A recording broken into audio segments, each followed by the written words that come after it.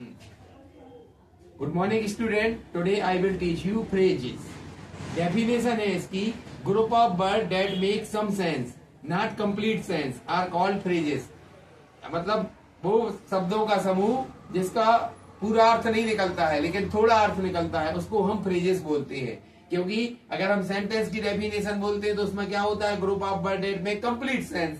Sentence वाक्य का मतलब क्या होता है, जिसका पूरा अर्थ निकलता है, इसका आधा अर्थ निकलता है, लेकिन ये ग्रुप में यूज किया जाता है, उसके साथ सेंटेंस बनता है, तो वो फ्रेजेस कहलाती हैं। जैसे वेटिंग फॉर ट्रेन,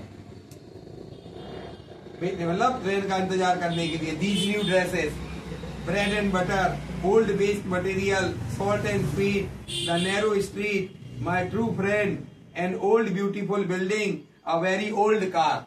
तो ये सब कहलाएंगे फ्रेजेस। अब देखो इनका सेंटेंस कैसे बोलते हैं, जैसे speak in short and sweet, तो ये ऑब्जेक्ट के रूप में हो गया, सरल और बिल्कुल अच्छे तरीके से बोलो। जैसे remove all old waste material from house, तो ये ओल्ड वेस्ट मटेरियल एक साथ बोला जाएगा, अर्थ इनका एक साथ निकलता है। जैसे everybody earn for bread and butter, सभी अपनी रोजी रोटी के लिए कमाते हैं, तो ये ऑब्जेक्ट में भी हो सकता है और सब्जेक्ट में भी हो सकता है। और चूंकि इन सब में हमेशा क्या समझ में आ रहा है, नाउन, तो ये नाउन फ्रेज कहलाएंगे। क्या कहलाएंगे? नाउन फ्रेज कहलाएंगे ये। जैसे कि इसकी डेफिनेशन क्या होती है, a phrase that includes person, place, things, quality and animals name, that is called noun phrase. ये नाउन फ्रेज कहलाएंगे। अब हम इनके साथ सेंटेंस बनाना भी आगे बता रहे हैं। ये डायरेक्ट हमने बताए थे फ्रेज, हम इनका सेंटेंस के रूप में भी बताएंगे यूज करना नाउन फ्रेज का।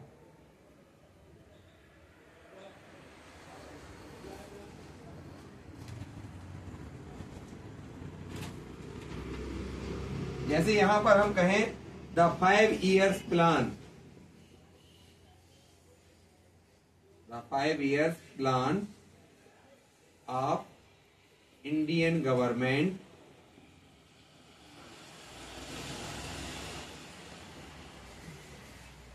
तो ये बोला गया इंडिया गवर्नमेंट का 5 साल का प्लान। तो यह 5 years प्लान जो है तुम्हारा नाउन फ्रेज है, जो कि सब्जेक्ट के रूप में यूज हो रहा है।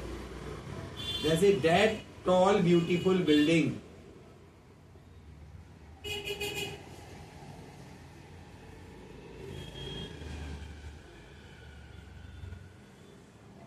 अट्रैक्ट्स पीपल, वह सुंदर लंबी बिल्डिंग लोगों को आकर्षित करती है। तो ये यहां से रहेगा फ्रेज, टॉल ब्यूटीफुल बिल्डिंग का अट्रैक्ट से सेंटेंस बनेगा, ठीक है ना। The third red book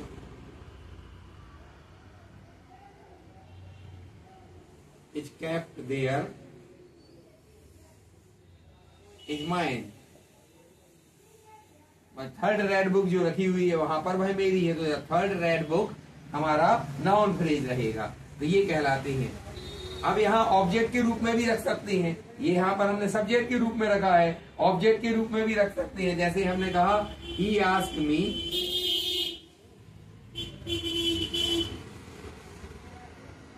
the name of my new house, उसने मुझसे मेरे नए घर का नाम पूछा।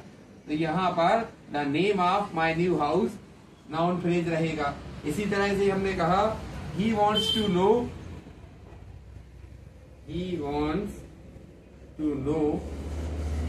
the way to the hospital, उसने मुझसे हॉस्पिटल का नाम, हॉस्पिटल जाने का रास्ता पूछा, हॉस्पिटल जाने का रास्ता पूछा। जैसे I always wear good kind of dress on festival, मैं हमेशा त्योहार पर अच्छी प्रकार की ड्रेस पहनता हूं। तो गुड काइंड ऑफ ड्रेस जो रहेगा वो ऑब्जेक्ट के रूप में हो रहा है और वो नाउन फ्रेज रहेगा। तो इस तरह से हम ये बनाना सीख जाएंगे।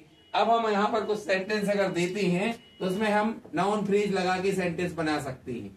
इसके अलावा हम कोई भी सेंटेंस देंगे एक्सरसाइज के रूप में तो उसमें भी हम नाउन फ्रेज लगा सकते हैं। जैसे हमने कहा इज माई स्टूडेंट लगाना है, इज माई स्टूडेंट। और अभी ये वाक्य पूरा नहीं है, अब इसमें हमें कोई नाउन फ्रेज लगाना है, तो हमने बोल दिया that toll handsome boy is my student. अब ये हमने पूरा नाउन फ्रेज जोड़ दिया। अब अगर हमें इसे ऑब्जेक्ट में लगाना है तो हम क्या बोलेंगे, my student is that toll handsome boy.